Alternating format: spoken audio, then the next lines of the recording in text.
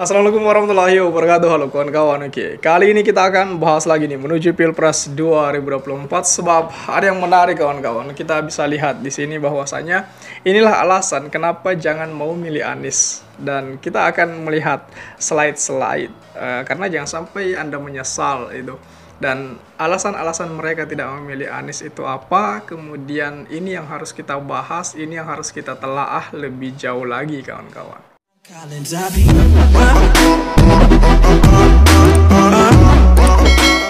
Baik, yang pertama, jangan memilih Anies. Alasannya apa saja gitu. Ya, PDIP puji Anies bangun kampung susun, korban gusuran Ahok. Apakah ini alasan kalian untuk tidak memilih Anies?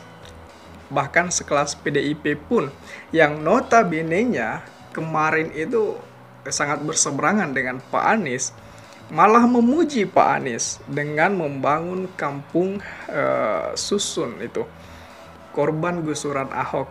PDIP pun mengakui hal ini kawan-kawan. Apakah dengan ini alasan kawan-kawan sehingga tidak memilih Anies itu? Ini malah dipuji sama PDIP.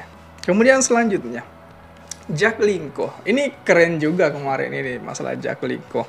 Karena dengan Jaklingko kita hanya bayar 5.000 tapi kita sudah bisa akses bus, kemudian akses kereta api dengan satu jalur. Itu enak sekali.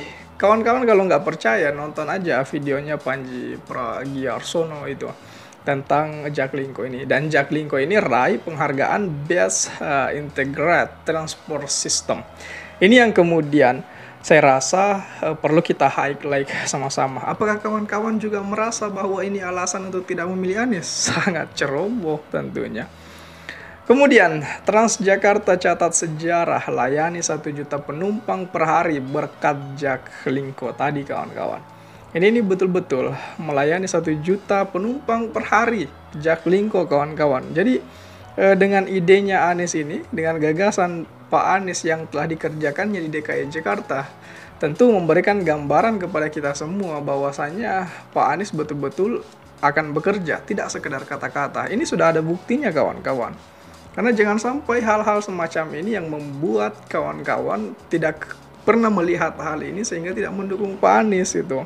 Kemudian yang ketiga, selanjutnya, konsep integrasi Jaklingko, strategi Pak Anies ajak warga gunakan angkutan umum. Mimpinya ketinggian bos, mana bisa itu. Jadi konsep integrasi Jaklingko itu strategi Pak Anies ajak warga gunakan angkutan umum. Jadi kita perlu sama-sama melihat di bagian ini kawan-kawan bahwa ya betul-betul ada semacam konsep yang matang yang dibawa oleh Pak Anies untuk kemudian Pak Anies kerjakan seperti yang dikerjakan oleh di DKI Jakarta ini kawan-kawan.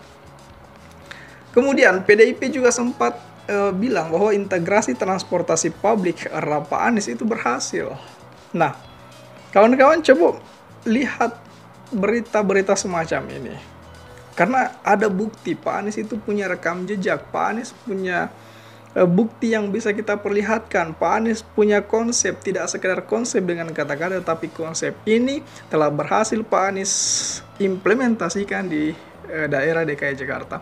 Dan dengan ini kawan-kawan, saya rasa perlu kawan-kawan membuka mata lebar-lebar bahwa Pak Anies betul-betul berintegritas, punya wacana sekaligus punya konsep dengan implementasi yang matang. Ini contohnya kawan-kawan. PDIP pun bahkan sempat memuji kerja Pak Anies selama di Jakarta kawan-kawan. Kemudian kawan-kawan selanjutnya, gabung Jaklingko, Metro Mini bakal berkontrak dengan BPTJ hari ini itu kemudian menjadi sesuatu hal di luar ekspektasi tentunya, karena apa yang dilakukan oleh Pak Anies itu pasti selalu di awal-awal banyak sekali orang yang pesimis akan apa yang akan dibuat oleh Pak Anies. Tetapi Pak Anies tetap mengerjakan, Pak Anies dengan ikhlas menerima semua kritikan, dan apa yang terjadi kawan-kawan, Jaklingko, JIS, dan masih banyak lagi yang telah berhasil Pak Anies bikin itu. Pak Anies pastikan transformasi digital merata, 14.700 WiFi gratis terpasang di Jakarta. Ini kawan-kawan perlu melihat hal ini. Kemudian ada lagi Kampung Akuarium. Ini nggak berlebihan kah? Karena ini keren sekali, ini Kampung Akuarium ini keren sekali. Kemudian selanjutnya Pak Anies luncurkan KLJ lansia akan dapat 600.000 per bulan, kawan-kawan. Dan ini kemarin sempat rame karena ini apa? Iuran untuk lansia ini kemarin sempat dihilangkan sama Pak Heru itu. Kemudian Kampung Susu Bukit Duri. Ini keren juga ini kerjanya Pak Anies ini. Kemudian ada lagi revitalisasi stasiun Tebet itu. Kok jadi lebih modern begini? Di era Pak Anies semuanya dibikin, kawan-kawan. Kampung Susun Kunir. Ini serius boleh serapi ini kah Pak Anies? Ini betul-betul keren sekali. Kemudian DKI beri beasiswa 5.061 mahasiswa. Tiap orang dapat 18 juta per tahunnya, kawan-kawan.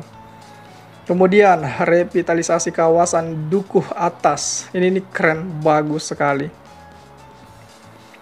Kemudian Pondok Ranggon 16 hektar. Ini mana luas banget lagi. Saya rasa ini keren sekali, kawan-kawan ya. Revitalisasi kawasan Senen. Bukannya dulu somraut banget di bagian ini, kawan-kawan. Tapi sekarang di tangan Pak Anies semuanya nampak lebih indah. Kemudian Pak Anies resmikan 3 ruang limpah sungai sebagai bentuk pengendalian banjir. Proyek apa ini? Paling juga song. Tetapi perlu kita lihat, kawan-kawan, ini keren sekali.